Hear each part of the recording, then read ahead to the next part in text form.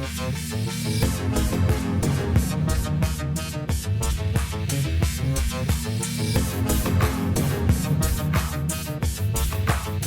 Sciforror Film Podcast.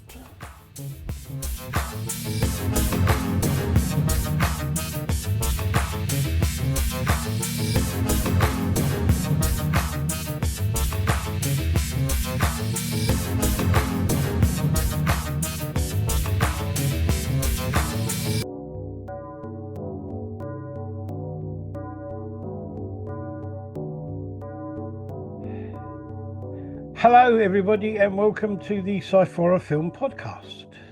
Hello, indeed, everyone. I'm Andy, that's Badger. Hello, Badger. How are you doing? Not too bad, buddy. Not too bad. My legs ache and it's too hot. Bar humbug. Yeah, no, I'll go with both of those. Yes, it is far too hot, and most of my body hurts at the moment. But there you go. And I like the heat as well. And I'm like, no, not the muggy evening heat. It's gross. I don't know, and everything. All that kind of stuff and everything. Indeed. Shall we just crack on, as it were? I think we shall, sir. I think we shall. We're doing horror this week. We have two short films, and we have an independent feature film. So the first of our two short films is from 2026, and this is a horror comedy called Her Love.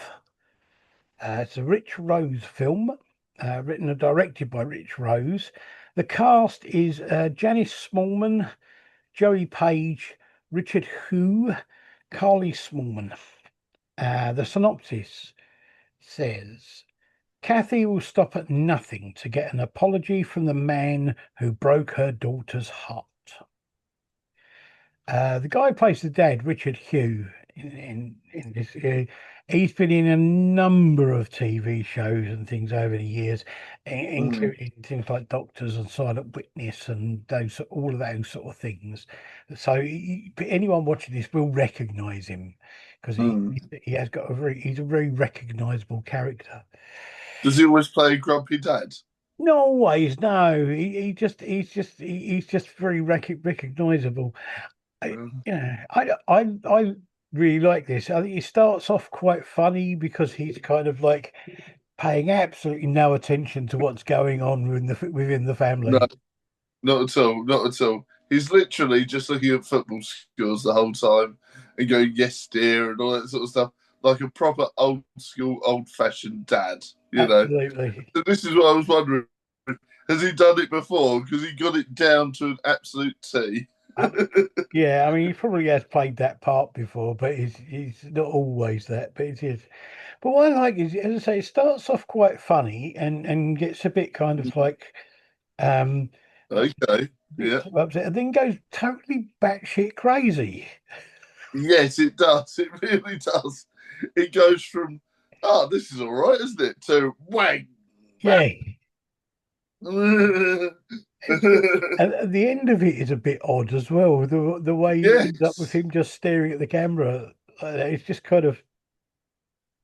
Yeah. And obviously, we don't want to spoil it too much, but the effects at the end were good. Absolutely. I really enjoyed them, yeah. And so it's almost like, I think I saw it in X-Files once when like a load of spiders came out of a person's mouth and stuff, and it reminded me of that. It was pretty good. Some really good effects here. I thought the effects were really good, and it's a good story. And it really is. I like that kind of. It's got that kind of very dry British humour about it that I like. Oh, definitely, yeah. And they sort of carry it on at the end as well. And she literally goes, "Night, dear," gives him a kiss and all that. And she's got blood all over it, and she literally puts her hand on his shoulder. He doesn't even notice there's blood there. Like, this is so he goes back to being quite comedic, but then you still remember what's happened before. I loved it. Yeah, I thought it was brilliant. It was so well put together. Yeah, I really good. Really and good.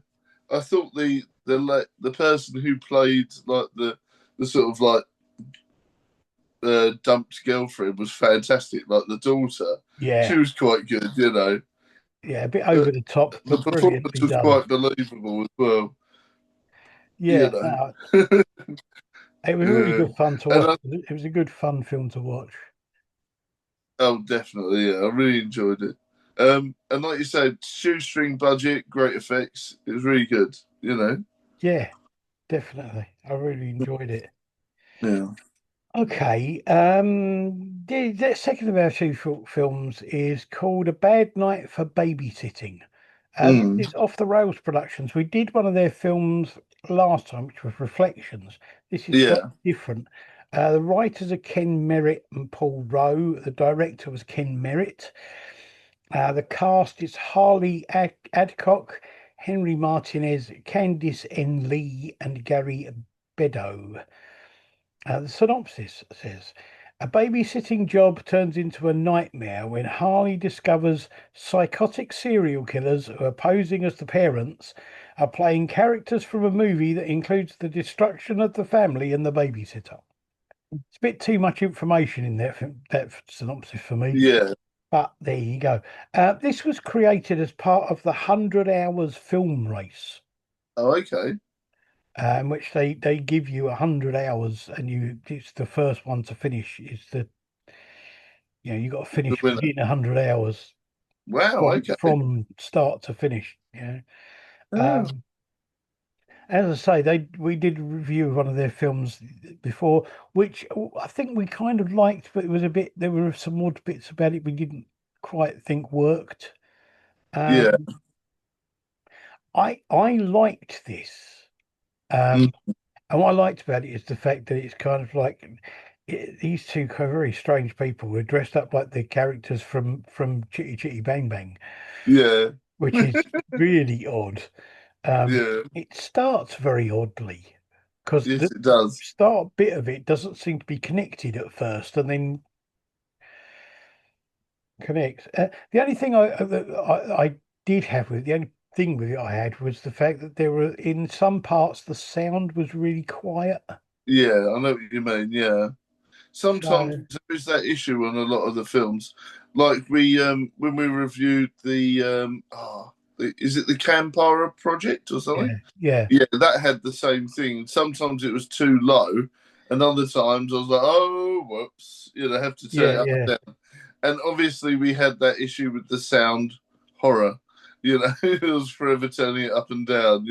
I mean, I liked the fact that there was very little music and background noise in this, which, as we've said before, gives it space for the atmosphere to build up. That's right. In It some had, parts, you had that quiet going on, and then when the sound did come in, it was too quiet to really yeah. have a good effect. Sometimes people they're too nervous. And also from editing films ourselves, we know that sometimes we hear it a lot louder, especially Yeah, if you've got your phone on loud or anything. So to us, it seems a lot louder than what it could be when it gets formatted or whatever. yeah, absolutely. But I mean, it's got some good effects and some really good acting, and I really like the story. Um, It is quite disturbing in a lot of ways. Yes, I did find it quite weird. Yeah, For a short film, it is really quite, I'm not, I feel a bit uneasy watching it, but I yeah, liked it it. was. I really liked that. I did. Yeah, I mean, obviously I find clowns a bit spooky anyway. you know. Yeah. And if all you need to do is watch a couple of hours of a John Wayne Gacy documentary and put you off clowns for life. But I mean, Oh, the ending of it did leave it kind of open for there to be yes, it did, and more. I thought it was quite funny because it almost leaves it open for a prequel as well because you've got the dad comes in. Obviously, the situation occurs, and he goes, "No more babysitting for you." Like, in other words, what's happened before, and then this is bad as well. Yeah, yeah. So it And, sort of and leads into the fact that they could do another one. But yeah, like you say, it leaves it open for another one. and you know, so I like that. Yeah, yeah. I mean, and I mean, there's two possibilities of a prequel. You got the you know, as you say, the babysitter, has something happened to her previously when she's been babysitting that's been bad, and also where did these two come from? What was that all about? What's their That's story? exactly, yeah. What You were know? their motivations and all that sort of stuff. But you know, with the best sort of slasher, I mean, obviously Friday the 13th, we get an explanation. All with these slasher films, you always get a hokey explanation to why they're doing it. But Yeah, some of the best ones are when you don't know why they're doing it. Like in that one in the diner where it leaves it open and yeah, you're yeah. like, okay. Well, Sometimes that, that's not kind of knowing what's happening is better than that's not kind of why knowing. I liked the original Halloween, because there was never an explanation as to why this kid suddenly slashed his family. Yeah, exactly. Yeah. You know, it was never explained, and I liked that. Yeah. He But just went a bit bonkers. yeah, Um, but obviously they did try and explain it later on, which yeah, with the curse of the thorn. yeah. Well, Yeah, but no, I really like this film. I think it could, it could be easily be expanded into a mm, series of films or a feature or whatever, that's it. and I Yeah, think it would really work well. yeah. Like all you'd need is a bit of backstory, a bit of more scenes at the beginning. You'd have a feature film easy, you know. Yeah, absolutely. Okay, there you go. Mm. I might be able to be getting somebody on from Off the Road Productions to do an Oh, interview at cool. some point. I'm not sure yet. We'll have to wait and see. Got trying to sort things out. Oh, cool. There you go.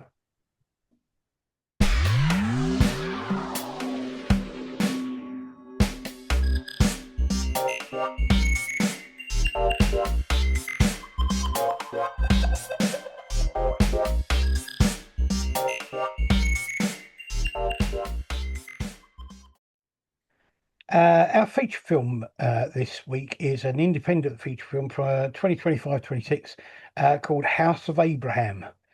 Yes. The writer of this is Lucas Hassel, and the director is Lisa, think her name is pronounced Belcher. The cast is Natasha Henstridge, Lynn Shay, Lucas Hassel, Gary Clark, Marvel A. Rex, Sean Freeland, William Magnuson, Carly McDuff Sykes, and Kelsey Pribilski. There are others in it. They're on IMDb if you wish to go and look them up.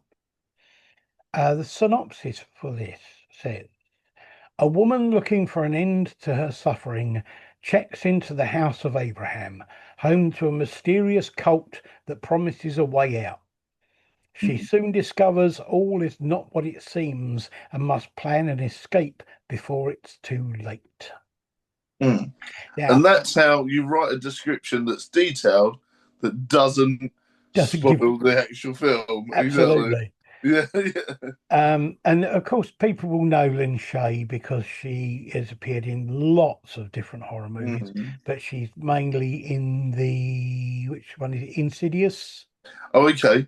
I think it's Insidious. Yeah, Yeah. sure it is. She's And in Insidious. obviously, Natasha Henstridge was in Species, Right. if I remember correctly. I think Yes. so. Yeah, yeah. Yeah. And a few others. Interesting that this was written by Lucas Hassel, who is the guy who plays the main character. Oh, okay. So that's quite an interesting sort of thing. I Mm. wonder what how easy it is starring in your own story, if you like. Yeah.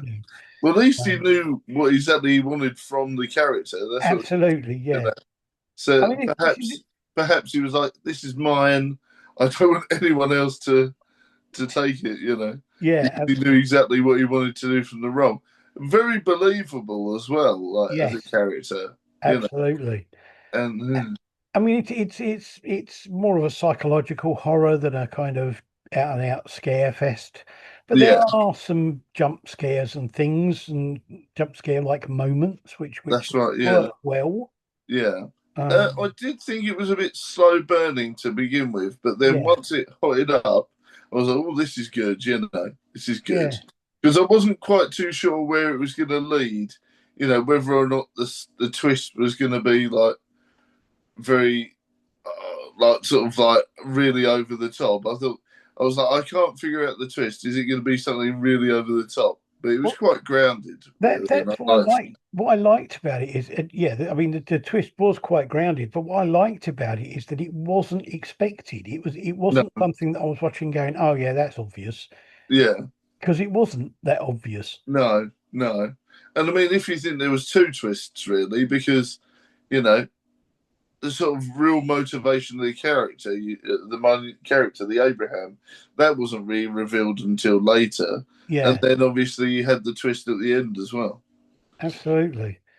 I thought there were some really good effects in it, and there were some good little sort of minor action-y type Mm, scenes and things like that, yeah, which worked well, and some tension and everything, which I think worked really well. yeah, And I and think the slow build up to it worked well because it introduced you to the characters and the sort of people they were. yeah, definitely. And I think that's the problem with a lot of horror films, not necessarily modern ones, but very old-fashioned ones, whereas like people are just there to just be killed off. Yeah, You know. And I think that is very much an issue with old school horror.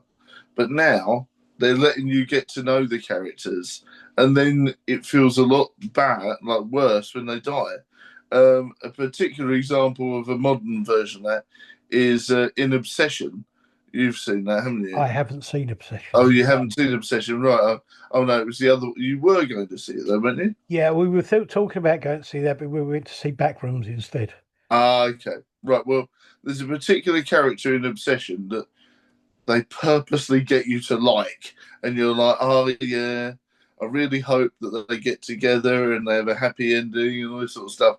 And she dies in the grisliest, goriest way possible. See, So they literally make you so attached to her, it's painful, and then they kill her off in the most violent fashion possible. I like that. I do like that. And I then you're mean, like, oh. the thing you were saying about having characters that were there just to die. I remember somebody saying to me, it's like in science fiction terms, it's people who are known as red shirts because That's right, it's yeah. always the people who are wearing red shirts in the away team when they in Star Trek that were That's the it. ones that got killed. You didn't know anything about them. You'd never seen them or heard of them before. No. They went on this away team on Star Trek, and they were going to die. You knew it. Yeah, you know it. But what always made me laugh is that all the cast, they acted like they knew them and they were sad that they died and all Yeah, this sort of yeah, stuff. yeah, Where's the build up? yeah.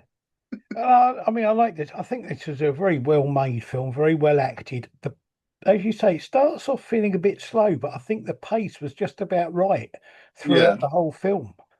And I really like the story. I really enjoyed this film. I thought it was a really good film.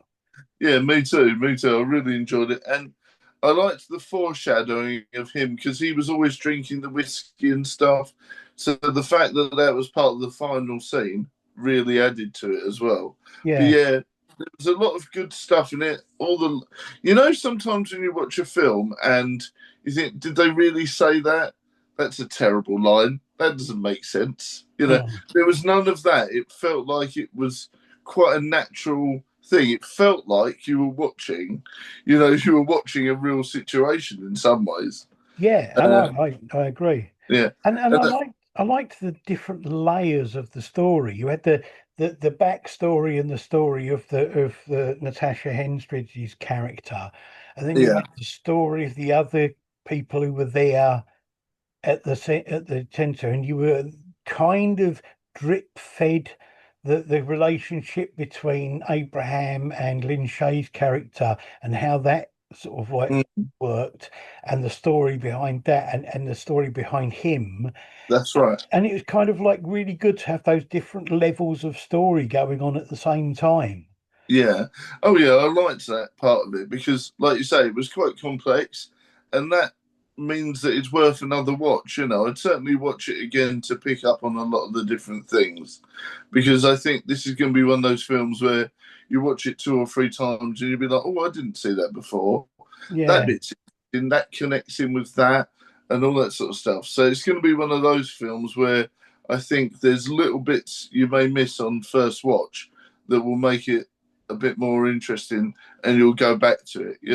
Yeah, absolutely. This did very well at Romford Film Festival. I think it was up there in the running for some of the major prizes with a couple of other films. It kind of Oh, okay. lots of people really liked this there, and it's still doing festival rounds now. So it's doing really well. Lots of people are enjoying it. Oh, good. Yeah. I mean, enjoying is a weird word, but yeah, Yeah, definitely makes you think. Definitely gives you the heebie-jeebies. Definitely makes you jump, and regardless of we can't really. I don't really want to reveal too much, but the bit in the swimming pool was quite yeah, unnerving. That really did freak it me was. out. It was quite intense. Maybe enjoying is the wrong word. Maybe appreciating is the right Yeah, way yeah, of putting it. yeah. It was thoroughly enjoyable.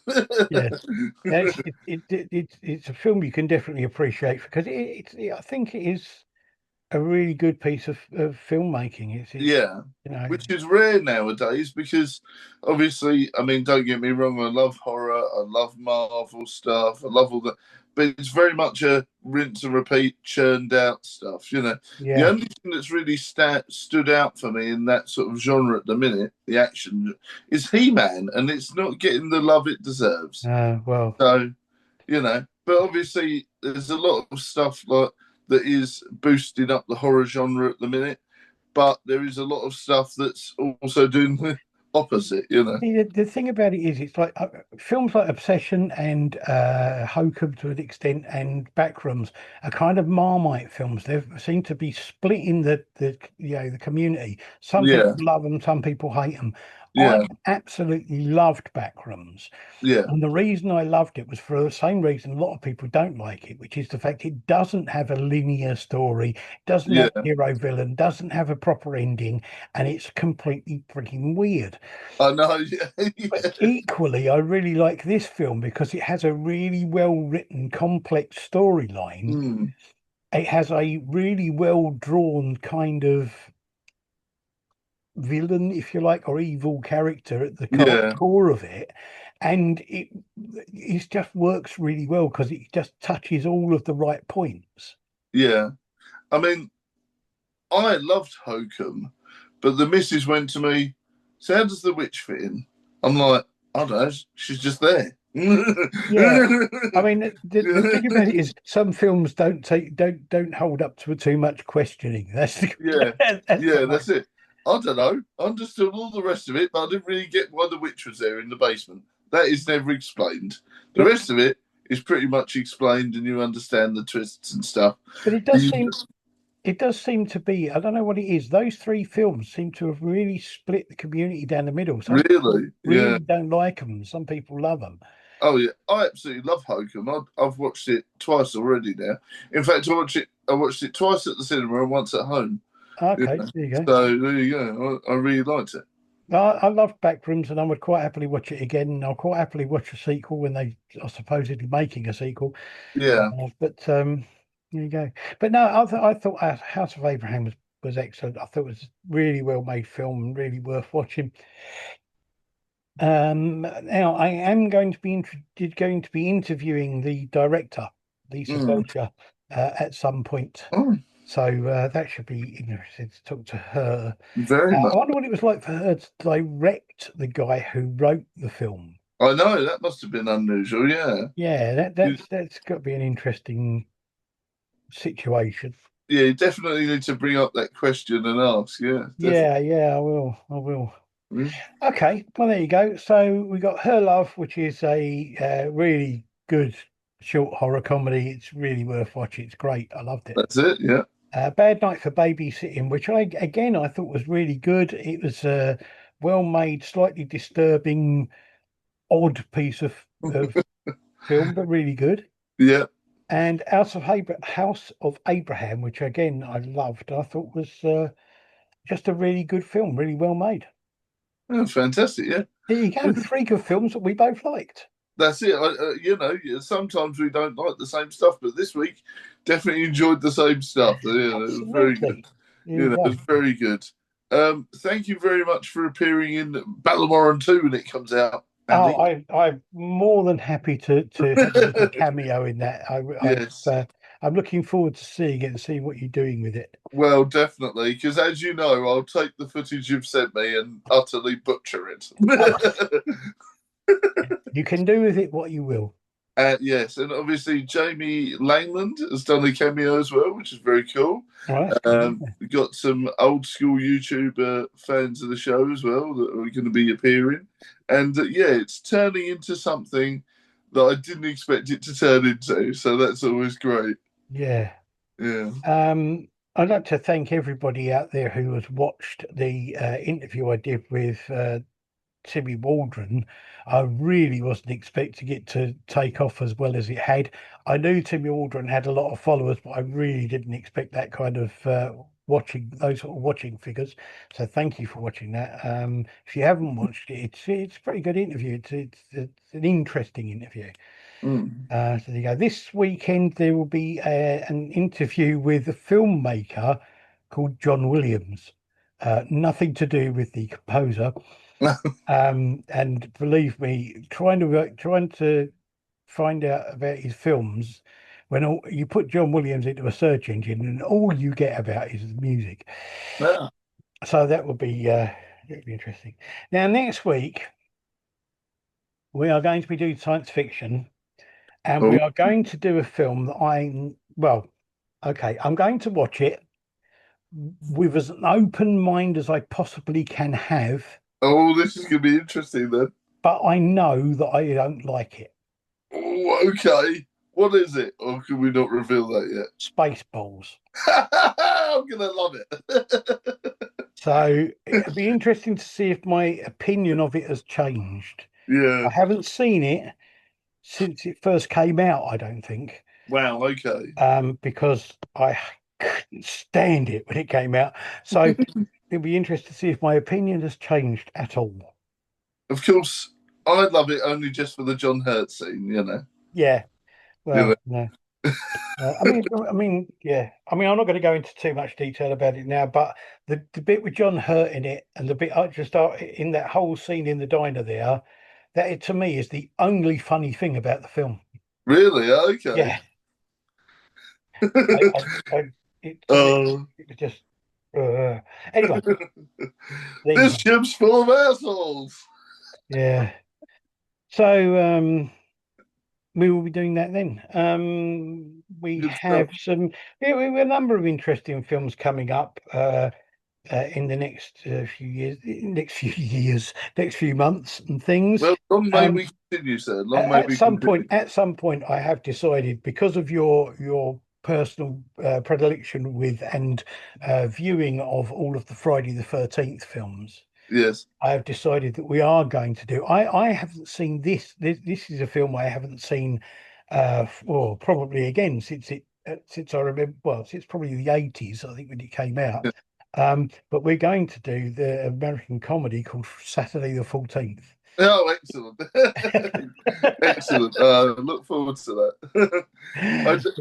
I do have one more to do. I've got to do the reboot. Oh, we did the Bad Apple Cider one, didn't we? So I'm gonna, we've already done that one technically. Now you see, I didn't see the original of Friday the 13th or any of the others, but I have seen the reboot. Ah, okay, interesting. Perhaps we'll do it together then. Maybe.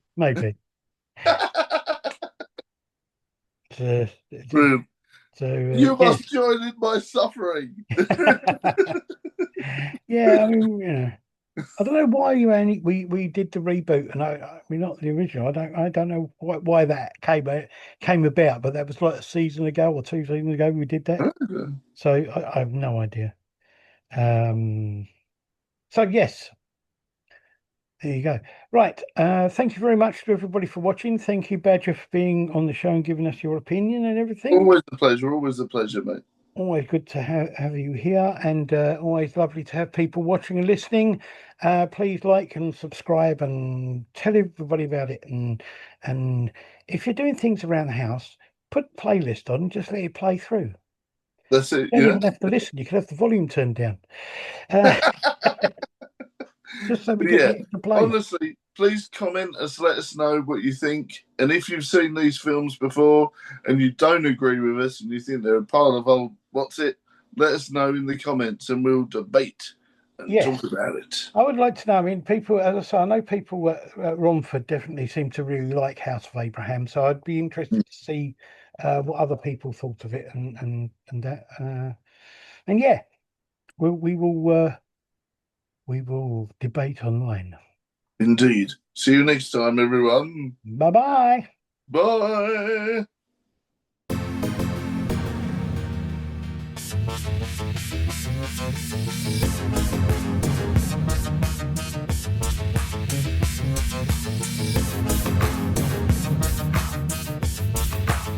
The Sciforror Film Podcast.